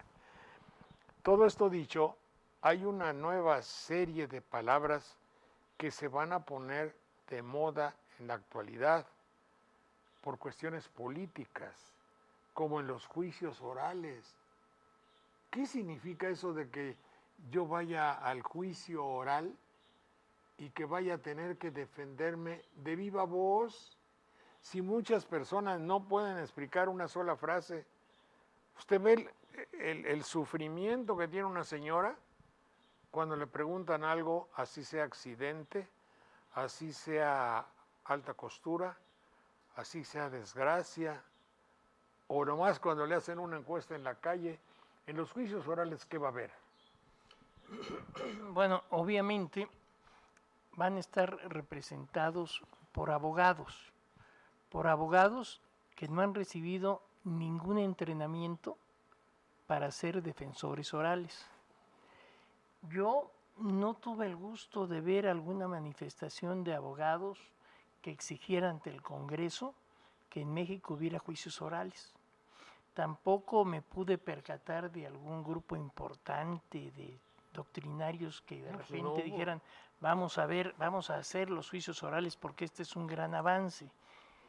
Evidentemente que simplemente es una homologación del sistema de impartición de justicia de los Estados Unidos. Es decir, estamos teniendo el mismo sistema, una calca, una copia del sistema de impartición de justicia de los Estados Unidos. Eso es algo que además me entristece mucho porque me ha tocado participar en la Facultad de Derecho con mesas redondas para cuestionar los juicios orales. Lo que me llama la atención es que ahora que ya están en vigor los juicios orales, haya defensores de los juicios orales. Eso es lo que yo no sé cómo lo puede ver. Antes de que hubiese escritura, antes de que llegara Hernán Cortés, no había antecedentes de justicia entre los indígenas, ¿lo sabes? Sí, había impartidores de justicia. Obvio, eran juicios orales. Pero era muy distinto el sistema jurídico de los mexicas. Desgraciadamente, el único que ha estudiado a fondo el sistema de impartición de justicia indígena a fondo es el Kohler, que es un libro de 1940 escrito por un alemán del cual hay traducciones en español. Y otro libro que estudió, hay otro libro que era el capítulo de un libro agrario también muy famoso. El maestro Labastida también, las costumbres y el derecho, y aborda un poco el asunto. Aquí hay algo que es muy, muy trascendente y que es muy importante, ya que hablas de derecho indígena. El grave problema de nuestra forma de impartir derecho es que nosotros separamos a la moral del derecho. Para el indígena, la moral y el derecho era una misma cosa. Cuando viene la doctrina alemana que nos quiere explicar qué es el derecho, lo hace a partir de comparar la norma jurídica con la moral. Entonces dice, fíjate bien, la moral es interna, porque lo único que importa es lo que tú pienses en realidad. La moral, el derecho es externo. La moral es unilateral, porque nadie me la impone. El derecho es bilateral, porque hay alguien que exige. El derecho es coercible. Si no lo aplicas, te lo van a imponer. La moral es incoercible. ¿Qué le estamos enseñando al alumno? El derecho es lo contrario a la moral. Es decir, finalmente si ¿no aplicas... se pueden complementar? Eso es lo que está muy claro para los pueblos indígenas. Pero desde el punto de vista de la teoría alemana resulta que la moral como lo enseñamos, es exactamente lo contrario del derecho, cuando menos eso es lo que estamos enseñando. Por eso en México un abogado moral es un abogado que no es eficaz, es un abogado que no es buscado. El único abogado eficaz es el que cumple con sus objetivos, aunque esto sea de manera absolutamente inmoral. Es corrupción. Es corrupción, pero en tanto tú cumples, tú ganas juicios, no importa lo que utilices para ganar los juicios, tú eres un abogado eficaz. Estamos en un sistema de impartición de justicia eficientista, es decir, donde lo que te importan son los resultados. Pero entonces deja de ser moral. Claro, pero... Y de impartición de justicia muy entrecomillado. Claro. Sí, sí. Bueno, en realidad hubo un ministro que cuando se resolvió la jurisprudencia esta del interés compuesto del anatocismo, dijo, la Suprema Corte de Justicia no aplica justicia, aplica el derecho. Bueno, y es que en la legislación está clarísimo que no es una corte de justicia, sino una corte de legalidad. Artículo 14 y 16 constitucionales. Dice, los actos de las autoridades deben ceñirse a la ley. Nadie puede ser afectado en sus derechos, sino mediante lo que dicte la ley. Y luego dice el tercer párrafo, la sentencia deberá ser conforme a la letra de la ley, conforme a su interpretación o conforme a los principios generales de derecho. En esos principios generales de derecho es donde se alberga la justicia, de modo que el juez debe aplicar la justicia cuando ya no le queda otra. Es decir, cuando la ley... Último recurso. Eso es lo que está diciendo. Eso es lo que está diciendo. Es decir, si mediante la lectura de la ley no entiendes cómo resolver, vete a la interpretación. Y si ni la interpretación ni la lectura te deja, pues ni modo, aplica la justicia, man. Eso es lo que te está diciendo el artículo 14 en el último párrafo, de veras. Bueno, prueba de ello, nuestra Constitución no menciona la palabra justicia como un fin del derecho. Menciona exclusivamente... Está jodida. Perdóname un segundo. A la lógica de una persona normal, común y corriente y silvestre puede decirse todo lo que haya atrás, sea el libro, la Constitución, el abogado, Gary Zurrieta, Manuel Munguía, la interpretación, todo tiene que conducirme a que en la evaluación de mi conducta yo pueblo, ustedes me premien, o el país, la nación me premie, si me conduje bien y moralmente de acuerdo a lo que debe ser, y si no, que se me castigue para que se haga la justicia. En eso que estoy diciendo, ¿así es o no es así? Bueno, es lo que tú me estás diciendo, y me vas a perdonar, yo sé que siempre me jala las orejas porque a veces no soy claro. Te estoy preguntando. Ahí te va. Finalmente es la pugna esencial de la filosofía. Las cosas existen en sí mismas o existen porque pensamos que existen. Si la justicia existe en sí misma, entonces la justicia debe de ser un valor final. Pero si la justicia es como consideró el Poder Constitucional, el Constituyente 17, que la justicia era lo que el pueblo consideraba justo, entonces la justicia no existe como un valor en sí mismo, sino existe porque es considerada como justo por un grupo social. Ojo, esto es algo muy importante, no es a lo mejor tan fácil de explicar porque es el problema esencial de la filosofía. ¿Alguien es bello porque es bello en sí mismo o alguien es bello porque un grupo social lo considera bello? No, te lo voy a poner en otra. Esto llevamos 4,000 años y no lo hemos resuelto, pero lo vamos a entender. Bueno. La señora fue al campo. La señora es pobre y tiene 4 hijos y no tiene para comer. Cortó una orquídea y se llevó un costal de tierra. Pensaba venderlo y sacar 30 pesos. Cozautlán, 2012, 9. 6, 7. Le caen las autoridades de ecología, va a la cárcel, el juez le aplica conforme a la ley, de acuerdo con lo establecido por la ley, todo aquel que corte una orquídea prohibida, todo aquel que comercie y tenga una falta a la ecología, recibirá de tanto a tantos días de cárcel. Entra a la cárcel. y se le aplica una multa adecuada, se le aplican 15,000 pesos. El juez cumplió con su deber legal. Sí. Pero los hijos se mueren de hambre.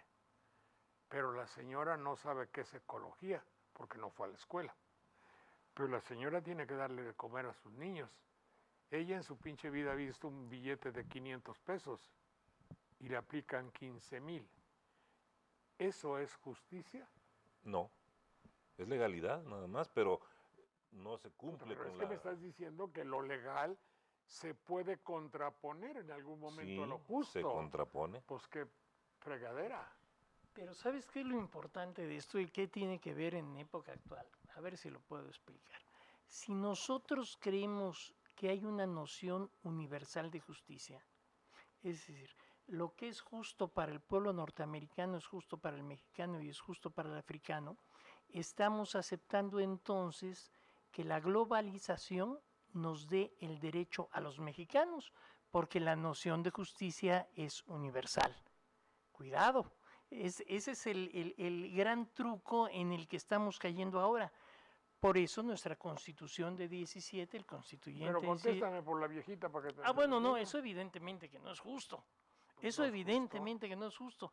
Pero la gran trascendencia de esta discusión es que cuando decimos que existe el valor justicia, independiente de lo que un pueblo suponga que es justo, sino que existe una universalidad de la justicia, estamos admitiendo que la justicia nos llegue a través de tratados internacionales No. impuestos por estados extranjeros. espérate, te pongo- Ojo, te voy- ese es el sustento te- filosófico, ¿eh? Te voy a poner otra que sucedió hace unas semanas. Señores, fíjense ustedes que una de las instituciones mexicanas de cuyo nombre no quiero acordar, bueno, no lo quiero acordar porque no lo sé, si me acordara lo dijera, va a condonar, ¿qué es condonar? Quitarles. Sí, ¿Viene, es... ¿viene de condón? No, viene ¿No? de como donado. Ah, Condonare. Como si te hicieran una donación. Como que te regalan algo. Como que me regalen, va a condonarte tus impuestos. Y a todos los que antes del 31 de tal, digan tal, se va a reconocer. Ay, voy yo hecho la madre. Señor, a mí condóname. ¿Cuánto? Pues tiene usted que pagar 450 pesos y ahora le condonamos y un 40-50% va a pagar 200. Gracias, señor licenciado de la Secretaría de Hacienda y no sé qué más. Esa misma ley se aplica para quien ganó ese año 6,000 millones de pesos, que también fue a la carrera, a la ventanilla correspondiente y le dicen, puta, pues te toca de bajarte tus impuestos y te vamos a bajar 3,000 millones de pesos. Y yo que estaba ahí viendo con mi zarapito y mi pinche sombrero que me habían bajado 20 pesos, pasa un señor de portafolio muy fregón, con un Porsche ahí negro muy bonito, una muchacha que le abre la puerta y que le acaban de condonar 3,000 millones de pesos. Puta, y me quedo con la cara desencajada porque pinche justicia. hace es eso. dos años Walmart, hace 2 años Walmart devolvió del IVA que captó 11,000 pesos. Eso lo sacaron, es decir, porque esa es otra de las falacias de la economía liberal. Como yo doy trabajo, entonces merezco que no me cobres impuestos. Los que tienen que contribuir al gasto público son los trabajadores. Eso sí. Y hay un pasaje de la isla del Espanguán, ¿te acuerdas de la isla de los pingüinos de Anatole France? Donde documenta esto de una manera muy simpática. Dice que cuando en esta isla los pingüinos se querían poner de acuerdo acerca de cómo contribuir al gasto público, los más pobres dicen, bueno, que cada quien contribuya conforme a su patrimonio, el que tenga más, que contribuya más. Y los ricos dicen, no, ¿quién tiene más? Fulano que tiene 30 vacas gordas o Perengano que tiene 40 vacas flacas. No, que cada quien contribuya conforme a lo que gasta. Lo que es interesante es que Anatole France es un premio Nobel de 1928 que estaba vislumbrando desde ese momento El sistema fiscal. del IVA. Sí. Es decir, el IVA finalmente lo que está grabando es el gasto Es decir, el IVA, por tanto, no es un impuesto donde se pague según lo que tú tengas. Es decir, no es en estricto derecho un sistema tributario proporcional. El artículo 31 establece que es Como obligación de los principio. mexicanos contribuir al gasto público en la forma proporcional. Claro. No, En cambio, es uno de los sistemas de captación de Fíjate impuestos que mejor. otra de mis tesis que someto a la amable consideración de tu sapiencia jurídica es cuando Jesús, una tarde aburrido sin tener que hacer, instituyó el neoliberalismo. Pasaba por ahí y encontró a 3 cuates que estaban arando su tierra y dice, voy a tener un acto de prodigalidad con ustedes. A ti te voy a dar 1000 denarios, vengo dentro de 6 meses a ver qué haces con ellos.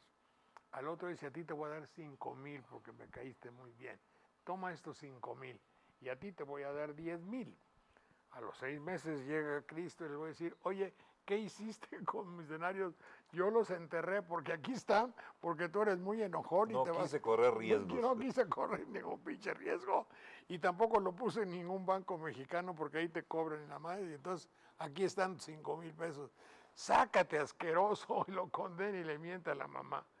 Al otro güey lo puso, pero lo puso en donde no daba rédito, no supo manejarlo y apenas ganó esos 10,000, 5,000 denarios que le dio, apenas le dieron 500 pesos. Ah, pues tú pusiste el dinero en Banamex, no sé dónde, porque no te dio nada de rédito, hijo de la mañana.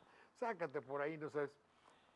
Y el otro, dice, señor, mire usted, yo lo invertí en petróleo, compré oro, fui a la bolsa de valores, fui a HSBC, que está acusada de depresión, pero a mí no me importa, porque yo lo impuse bien, lo puse en las islas Kingston, Jamaica, en un paraíso fiscal, donde la casa Belfort me dio un rendimiento excepcional y hemos ganado un 29 o 40, 30% de eso, y aquí están tus 16,000 pesos del año. Puta, pues te premio, te arropo, te cobijo y te bendigo. Dime si no en esa parábola Cristo premia un mecanismo neoliberal. ¿Es un elogio de la especulación? Exactamente. Sí. Hay un libro, hay una película de Michael Moore donde saca el Cristo del liberalismo económico. Pues Y se le acerca Juan y dice, maestro, ahí está el leproso. Y el maestro se le acerca y dice, hijo mío, tienes que curarte por tu cuenta porque es una enfermedad preexistente. Se acabó, o sea, como en los seguros, Claro. igual que en las aseguradoras. Sí. Y había también, bueno, hace rato creo le estaba yo platicando de la parábola de las 3 esposas, que es hermosísima, que un señor muy rico de Nazaret convoca a las 3 mujeres más bellas del lugar para decidir con cuál de ellas habría de casarse, de modo que a cada una le da 100 talentos de oro. Y al cabo de un tiempo, como en la misma historia, las convoca de nuevo y les pregunta, ¿qué habéis hecho con los talentos que os di? La primera dice, los gasté. La segunda, los guardé y aquí los tenéis de regreso. Y la tercera dice, los invertí con sabiduría, aquí tenéis 100 talentos y 100 más. Y desde luego se casó con la más chichona, que era la que le llamaba la atención. Y yo le decía que en el caso de algunas mujeres conocidas, una fueron 10,000 talentos y los gastó. La otra los invirtió y ganó, ¿no? Y ganó, y la otra los guardó y se los devolvió. Ah, y los guardó y los devolvió. Y otra, si hubiera sido alguna reconocida mujer de nuestro tiempo, le dice, no, pues los gasté y además aquí están las facturas de lo que debo. Hijo. Gracias.